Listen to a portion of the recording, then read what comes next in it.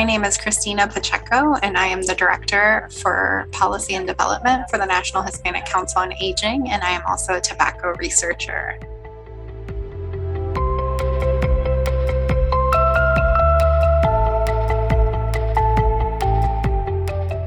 Tobacco products like cigarettes, hookah, chewing tobacco, cigarillos, dip, nicotine dissolvables have flavoring added to increase their appeal and their taste. They may come in a variety of flavors. Most common is menthol, vanilla, orange, apple, cherry, coffee, and grape. Research shows that flavored tobacco products are widely considered as a starter product or a gateway product, and people who use them are more likely to become hooked than someone trying a non-flavored tobacco product for the first time.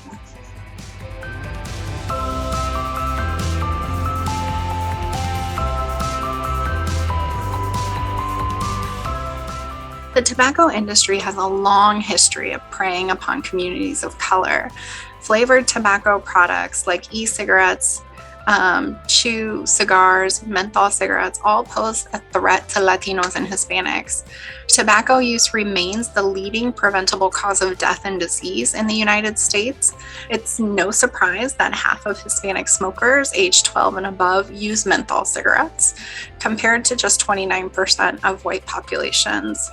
Cigars are the second most popular product among Hispanic youth. E-cigarette crisis hasn't spared the Hispanic community. E-cigarettes are the most popular product among Hispanic youth. Almost 1 in 5 Hispanic high schoolers, or 18.9%, use e-cigarettes at a rate more than double that of Black high schoolers. And we know that youth e-cigarette use is harmful and costly. The nicotine in these devices is incredibly addictive. And with over 15,000 flavors of e-cigarettes, from candy flavors like bubblegum and gummy worms to sweet and fruit flavors like mint and mango, kids are easily drawn in and hooked on tobacco products. There's also evidence that the tobacco industry has intentionally targeted Latinos since as early as the 1980s with its marketing of flavors.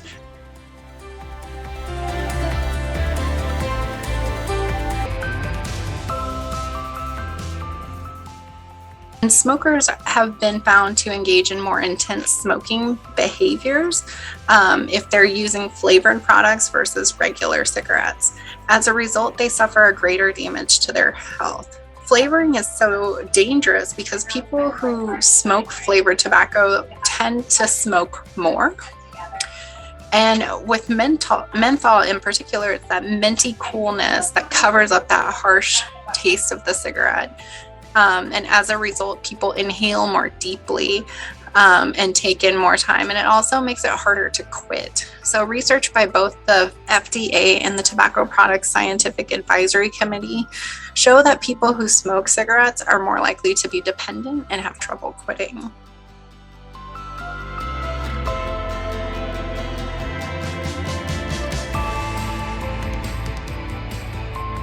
Because people are taking deeper drags and inhaling more, they're getting more or higher levels of nicotine.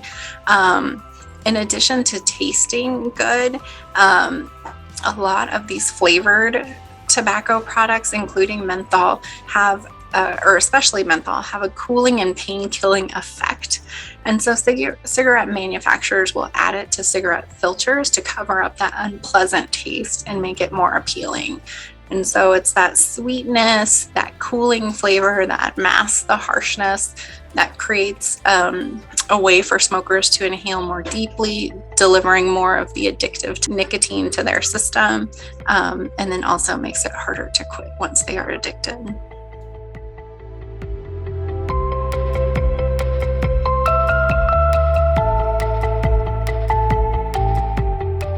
Vaping has side effects regardless of whether or not the fluid contains nicotine. And the side effects vary based on the base fluid, the flavorings, and other ingredients or chemicals that are used.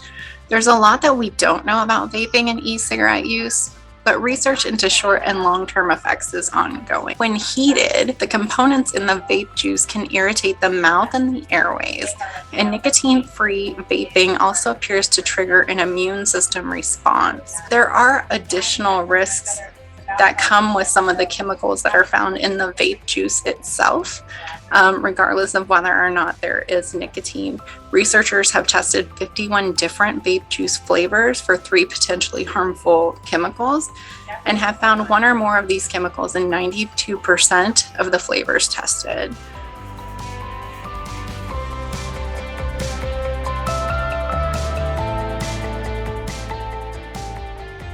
Unfortunately, they don't. So the Tobacco Control Act gave the FDA the right to regulate all tobacco products, but it did not specifically include non-cigarette tobacco products, things like cigars, little cigars, cigarillos, hookah, and e-cigarettes. So the FDA issued an enforcement policy in January of 2020 that bans flavored cartridge-based e-cigarettes and other than menthol. But under current federal law, flavored smokeless tobacco, cigars, hookah, and most e-cigarette products, such as e-liquids and refillable tanks, are still allowed on the market.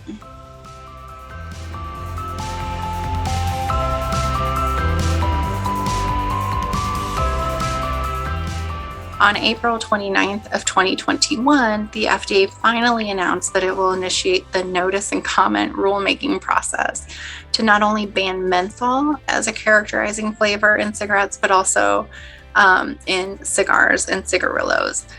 They're expecting that to happen this year, but it has not happened yet. And I think with any policy, for it to be effective, there has to be enforcement. One of the downsides of some of the policy implementation is that big tobacco lobbyists have been very effective in trying to find loopholes in policy implementation because they have such a strong stake in keeping some of these products that are considered starter products or gateway products on the market.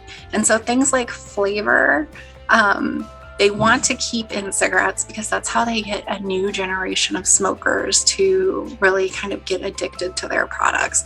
And they've got a lot of money to back their lobbying. And so really it continues to be, a grassroots effort to combat big tobacco and making sure that your legislatures know that our health is not for sale. And we need to do what we can to keep our generations healthy and free of tobacco smoke.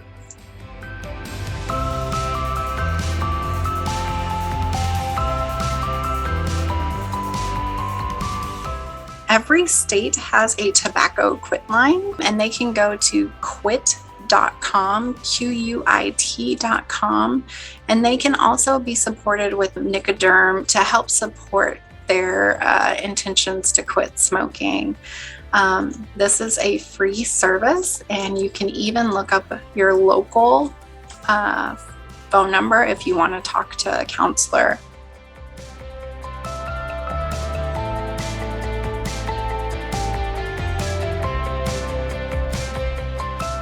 When I think about messaging around flavored tobacco use, I would really encourage folks to think about, is the instant gratification of getting that satisfaction from smoking something that's flavored worth the potential long-term health effects that brings with it? You may say you're not going to get addicted off of one puff, but maybe it's one cigarette. Maybe it's one pack. Where does it stop? And it's different for every person, but we know that smoking impacts health for a lifetime. And so the damage that you do today, you will probably have to deal with later in life. And so think about, is that worth it? Is it worth it to you? Is it worth it to the people that are exposed to the secondhand smoke that are around you? There's other ways to deal with stress. And I know a lot of people use tobacco as a stress reliever, but there's healthier ways. Go for a walk, read a book, color. Do something that's not going to impact your health in the long run.